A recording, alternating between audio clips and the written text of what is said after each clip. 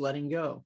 But if your self-talk says, I'm always overwhelmed, I'm always late, this never happens for me, this always happens to me, I can't find any good men, I went on one of those dating sites and all I found were what I found. And so when you communicate between your brain and your body like that, you'll attract your reality, people and situations to fulfill the feelings that are left unresolved. We have so many events that comprise the neurological network of neurons that wire and fire that you're not going to address all of them in your lifetime. But if you learn to address the major ones that create the overwhelmed feelings, then your life will begin to improve. Now, there are quantum leaps where the sum is greater than whole and part, but that's for a person who's really willing to do the effort. Unfortunately, most people, their mouth moves and words come out, but the body doesn't follow it. There's a want, I'd like to. Hey there, and welcome to Visibly Fit. I'm your host, Wendie Pett. And I have an incredible guest on the episode today. You know, so often people are just really stuck. They're stuck mentally in their thing that they're stuck in, that negative self-talk, that story that they keep believing, that broken story. And I have an incredible man here with me today. He is a coach. He's a renowned author. He's a speaker.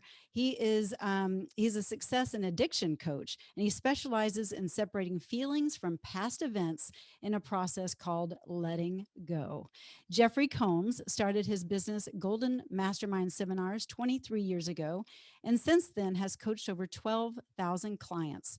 I am one of them, and over 60,000 one-on-one hours of those coaching with those coaching clients. Jeff has published 5 books, including a #1 on Amazon's best-selling list, and is featured on social media publications, magazines, radio, Fox, ABC, CBS, and Lifetime.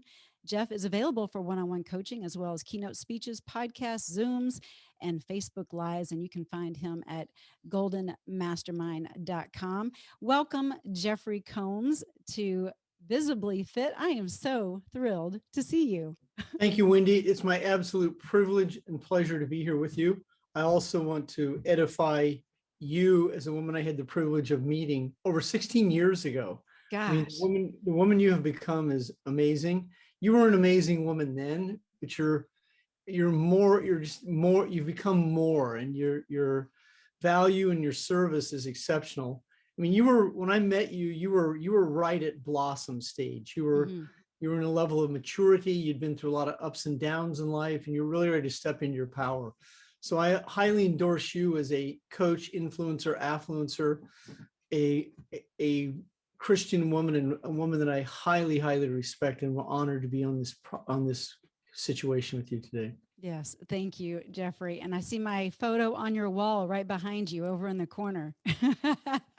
You autographed that for me many, many years ago. So in my office, I call it the Wall of Fame, and you made that Wall of Fame at least 10 years ago. So that's amazing. Yeah, I know it's been 16 years since I worked with you, and I'm just blown away at the ripple effect of that chance coaching time and that chance meeting. Of course, there's nothing that comes to chance, and God is intertwined in it all. And he knew that I needed someone unique and someone to speak into my life in a way that I would receive it. And your coaching style was what I needed at that time. And I remember going to your Breakthroughs to Success event, and I'm just this, like you said, this young girl about ready to blossom, didn't have a clue, but thought I did.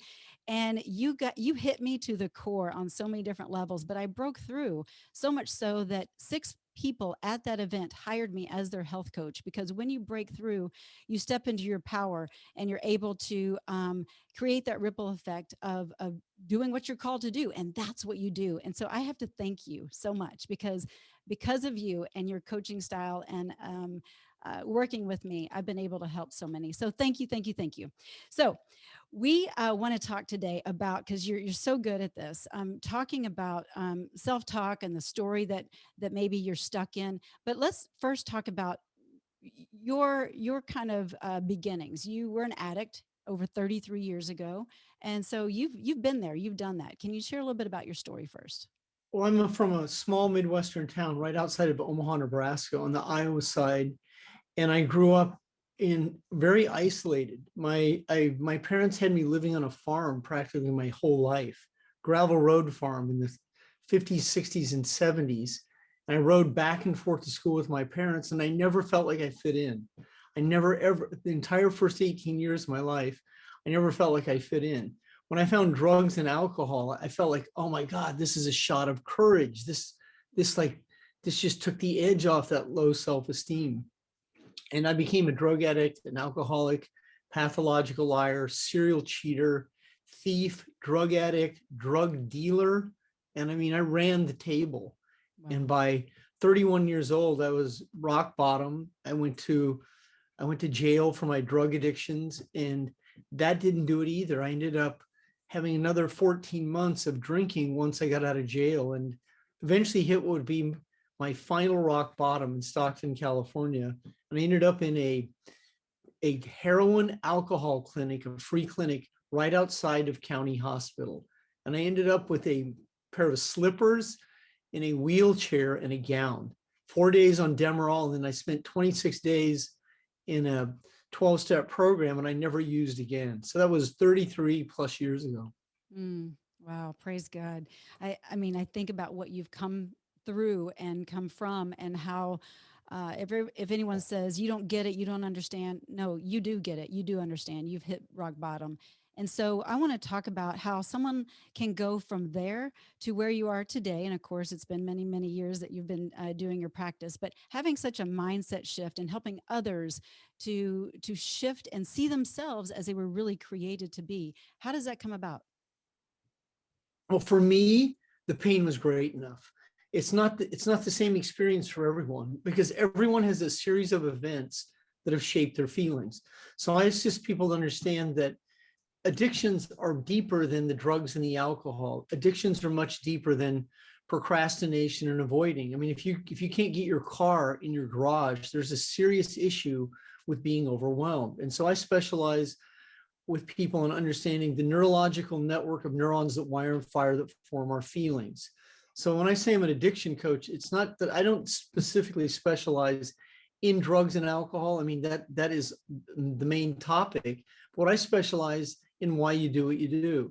Because if you don't understand why you do what you do, then the body will run the brain, meaning that the body reacts to stimulus. So before you even know it, you're overwhelmed. You don't even know why you're overwhelmed, but you're overwhelmed because a series of events that are either repressed, which means selectively forgotten, or suppressed. You know you do it, but you're not in a position to let go because you don't want to be responsible.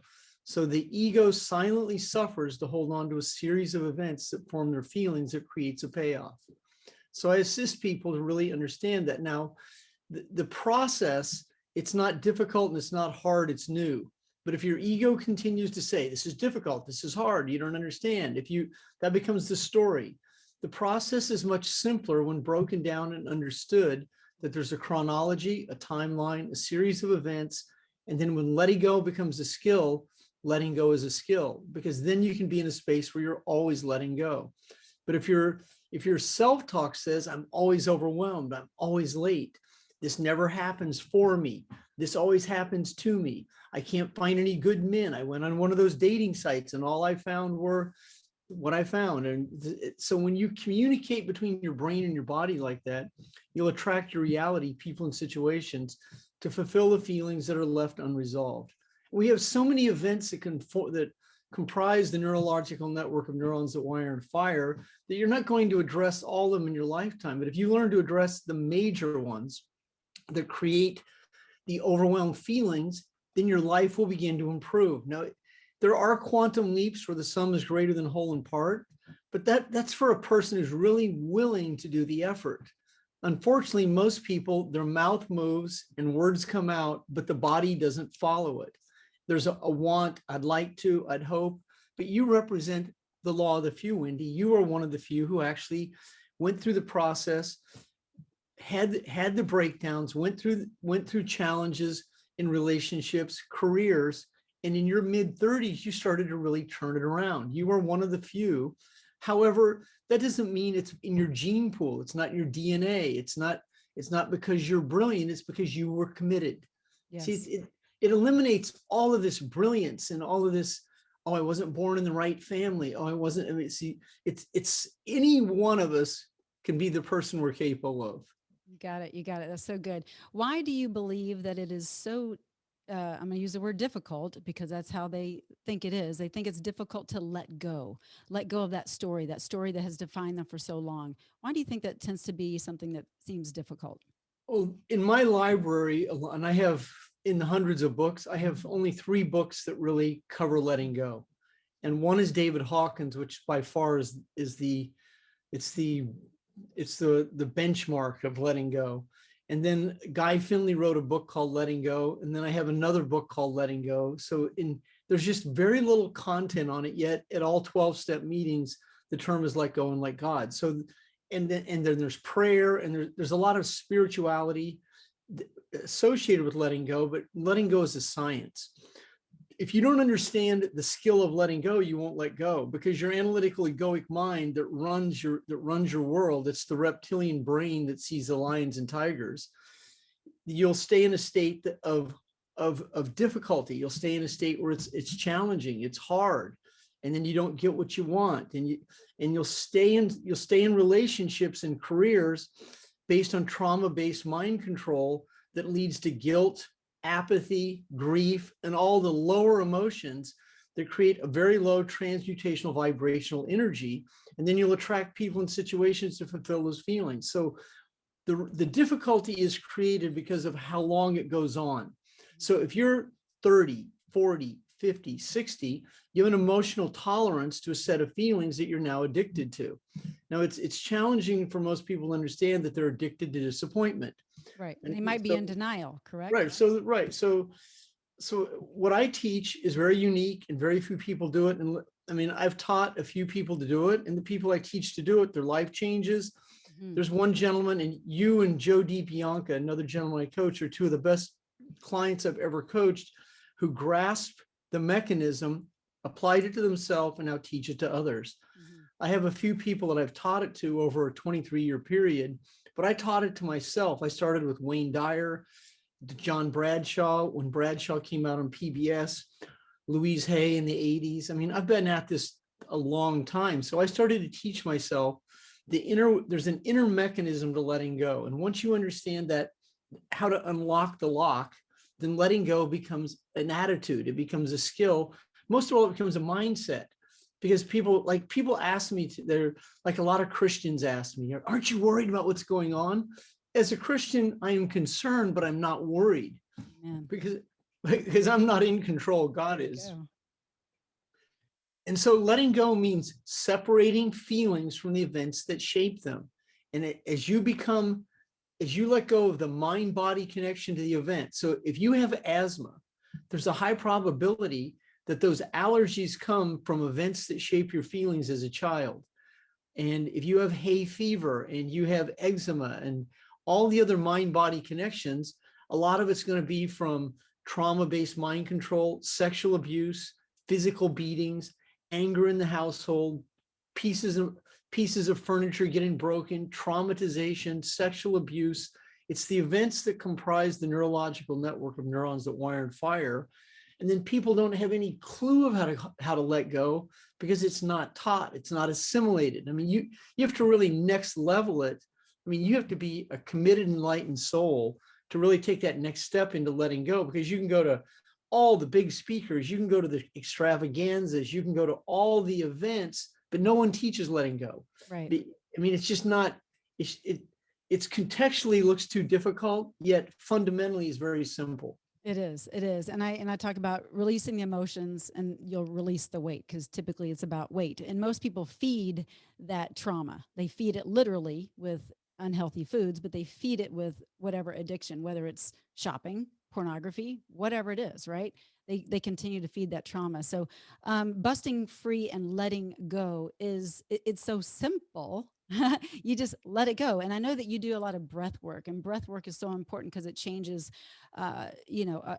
neurologically how our body responds, and changes the vagus nerve. It affects that and stimulates it. So you start to slow down your breathing. You start to de-stress and think a little more in the present moment when you're breathing. So let's talk a little bit about breath work in relation to the letting go piece. All right. I want to also cover something you said. Sure. So as a health coach, you understand this. I mean, I can really tell that you would be the extreme law of the few. So if people are watching this content and they're new, I would highly endorse they coach with you, because you would be in the 1/20th of 1%. So in context, that means you're not 1%, Wendie, you're 1/20th of one. Malcolm Gladwell covers that in one of his books, Blink. And so that means you're the law of the few. So in the law of the few, it means anyone can be the law of the few, but there has to be a lot of repetition and experience. So I've been letting go for 33 years. Yet, however, letting go, there's a natural state of letting go. A lot of athletes experience letting go. Children experience letting go in breaths. Now, an athlete that plays baseball for the Minnesota Twins, and my friend Gary Gaetti once played for them, so that athlete will tap the plate with the bat. And that athlete oftentimes will take an abdominal breath. That's the let go. So that means that the body won't stay in fight or flight. It won't be flexed or flinched. An athlete that shoots a free throw typically takes a breath and then bounces the ball in front of them, takes the breath before the shot, and then it's NBN, nothing but net. Maybe Phil Mickelson that just made history. Exactly. That was a complete experience in completely silencing all criticism, being in a complete vacuole, a window only that he was in. He was completely in the zone.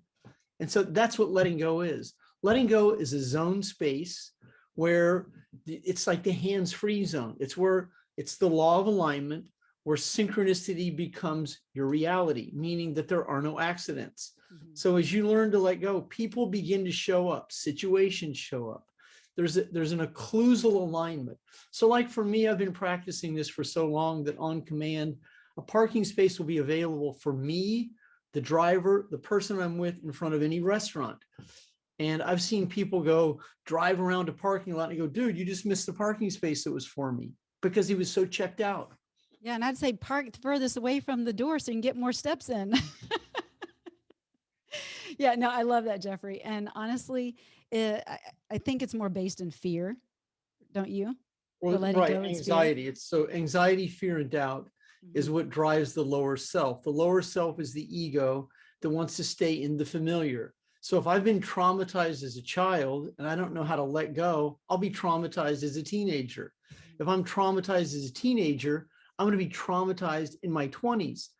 I'm gonna make mistakes in my job so I can get criticized. Then you're going to traumatize your children that you raise. The cycle will continue until the pain is great enough. Yeah, I love that. You have coached so many people, from professional athletes to multi-million dollar income earners. I mean, you're just a go-to amazing coach because you've been doing it for so long, number one, but also you just really can guide people through the process. I want to know who are maybe some of your greatest influencers currently? Well, my greatest, the person that's had the most impact, the people that have had the most impact on me have been books I've read. I never had a mentor, and I would model myself after a few people. I mean, early in my recovery, Louise Hay unequivocally was game changing. She was, when I started to understand mind-body connections, what was very interesting, a woman I dated gave me her book before I was clean and sober. And she was, I just came across this great book. Now, at that point, I had my ego was like, I'm not reading this book, because, I mean, this woman's a Christian and I was an atheist, and she was spiritual. And I'm like, I'm agnostic. I can't read this book. But she gave me this book before I got clean and sober. And then I started to read the book in my first year of recovery. John Bradshaw was really, really instrumental for me, because he was one of the first speakers that came out and covered molestation. And then Napoleon Hill was really instrumental for me, because I started to understand the Mastermind Alliance and that all that context of what it meant to really be a mastermind, one or more of like mind coming together. And then, I mean, I have read in the thousands of books, but I never really had a mentor. However, in my life, I worked for 4 millionaires. And the 4 millionaires I worked for, I picked up on different traits. One of them was my grandfather, and I wanted to be a millionaire as a child. Now, it doesn't mean the same context today. What it meant is I wanted to be able to create freedom and free enterprise on my terms and my time frame. I mean, millionaire is just a term that's glossy and shiny, but it has a different meaning to me now. I thought if I had enough money, I could buy my self-esteem, Rich or I is could, something different, isn't it? right. So it has a completely different context. But the person that had the most influence on me is David Hawkins. Mm. When I started reading Hawkins in 2007, my coaching changed because I started to understand the in context between what power and force is. And I'd realized how much of my life I'd lived in force. So I started to understand the context of what power really meant. It was non-physical. It stands alone. It requires no outside influence. Power is esteem. It's regard for self.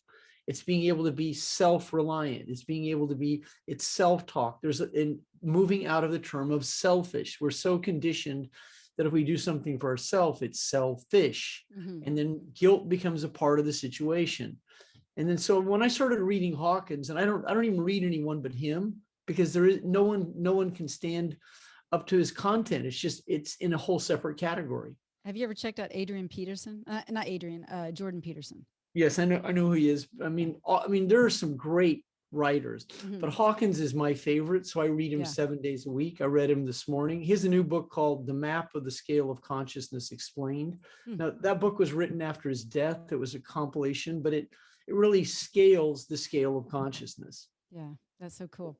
When we understand that, when you understand that consciousness is a scale, mm-hmm. and there's a way that you can test where you are in life emotionally, then your who and what you attract changes.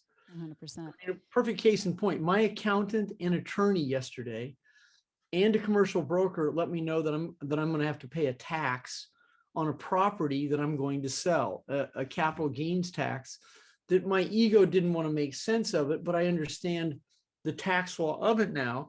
And it doesn't even mean it's really going to happen. Now, the analytical reptilian brain could race and go, oh my God, I'm going to have to pay this 3-letter agency, all this money. Actually, it's not even like that. There's going to be a solution, and I'm going to live in the solution and address the situation one day at a time. Hold on. I want to put a pin in that because I want you just to hear what he said. He's going to live in the solution. And I think that is such a key, Jeffrey, is that you live in the solution and not the problem.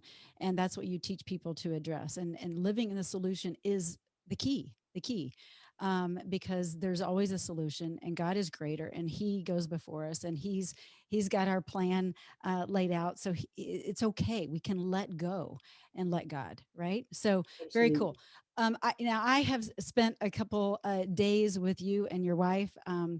And have witnessed and seen how you operate, and you are incredibly disciplined. And I remember you're so disciplined, which is fantastic, and that's one of the reasons you're very successful. But you're so disciplined that even your dogs knew what time they were going to go for a walk.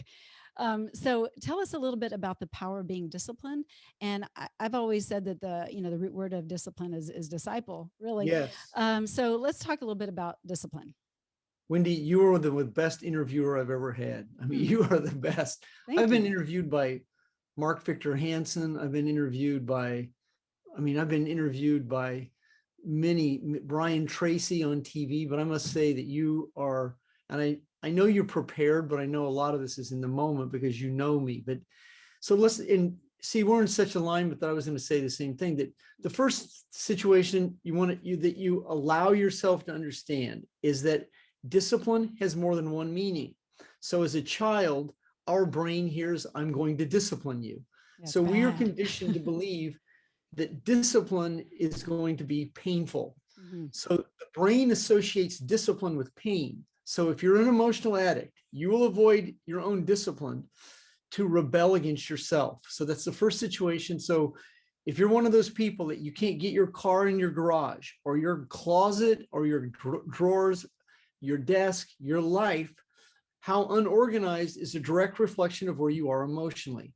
The most challenging addiction to overcome is being overwhelmed and unorganized because it shows up everywhere. Heroin's easier, alcohol's easier, compulsive debting. Being overwhelmed and unorganized is the most challenging addiction that I address with people. Now, I don't ever suggest that anyone do what I do, because people look at me and they go, you're rigid, your, I mean, they typically will say a series of names, your OCD, you're neurotic. They have no idea who I really am, but that's their own judgment. Hmm. Discipline means that you're a disciple, and I choose to live with a system, a routine, and a method. And I don't find any of it boring. I find it liberating. It creates a lot of prosperity, reciprocity. It creates a lot of flow, energy moves, and people don't understand that who live in overwhelm. But if you don't have a system to succeed, you have a system to fail. And if you're an addicted winger, you will wing it right into a lot of credit card debt, being overwhelmed, poor health challenges, and you'll be standing in line at the pharmacies of the world, relegated to taking the red pill or the blue pill.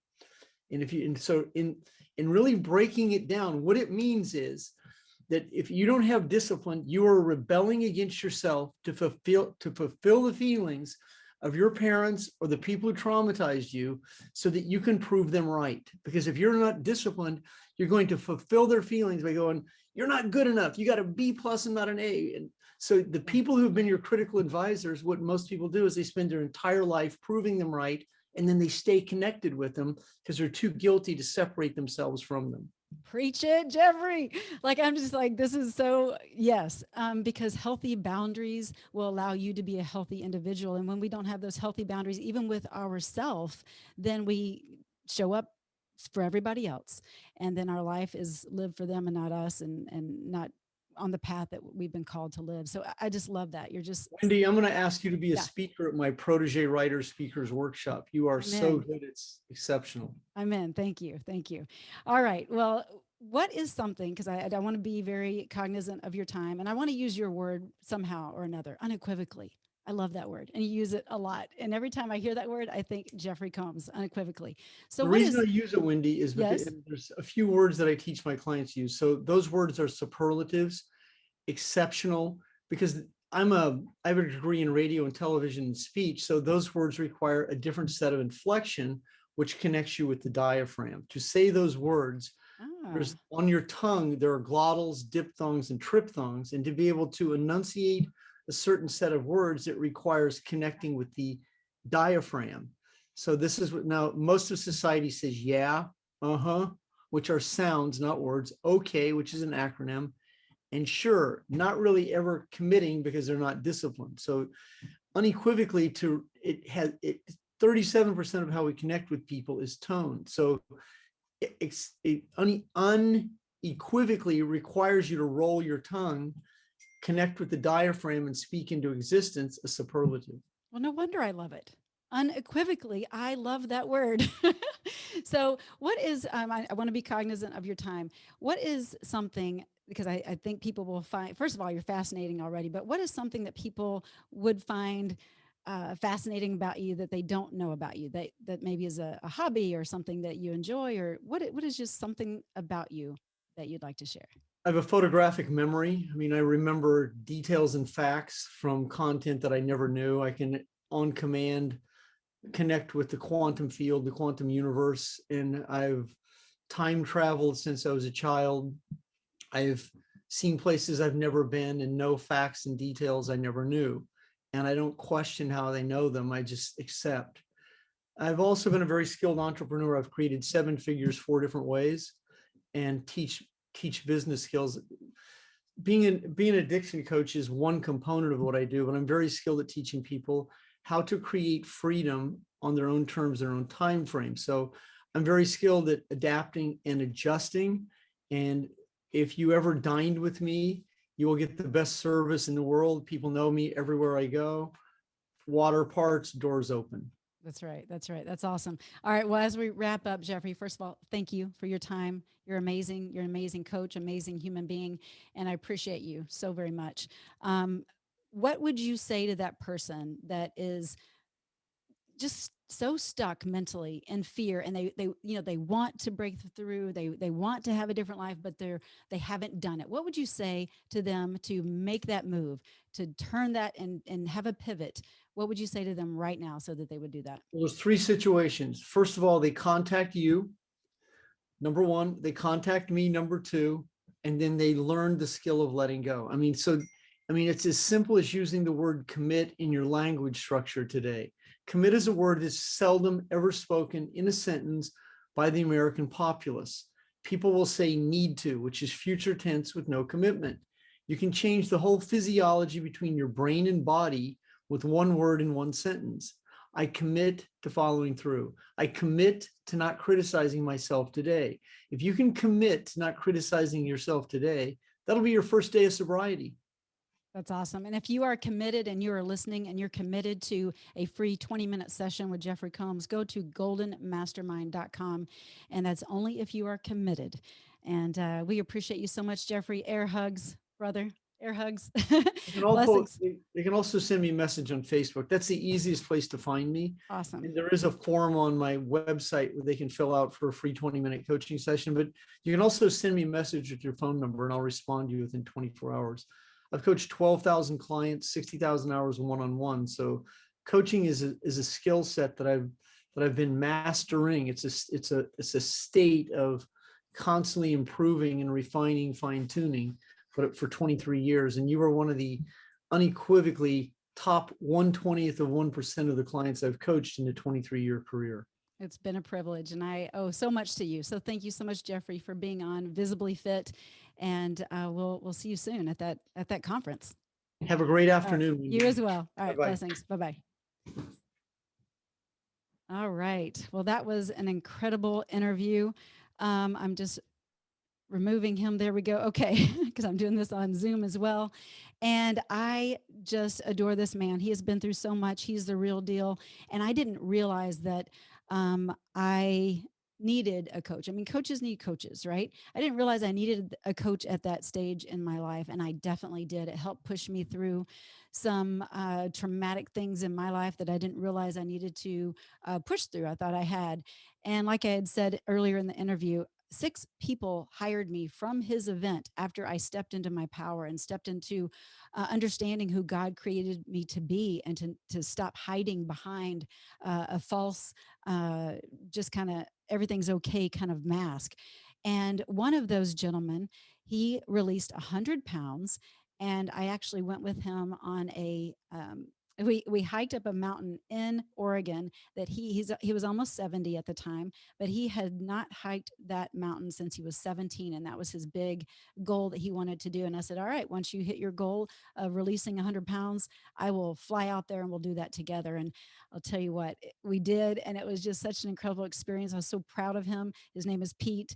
And I have Jeffery to thank for that. And you think of the ripple effect that occurred with Pete and his family. And just when you step into who you really are and you have that mindset shift and you become all that God has created you to be, it really does create a ripple effect. So be bold, be courageous, do the work. That's all I'm saying.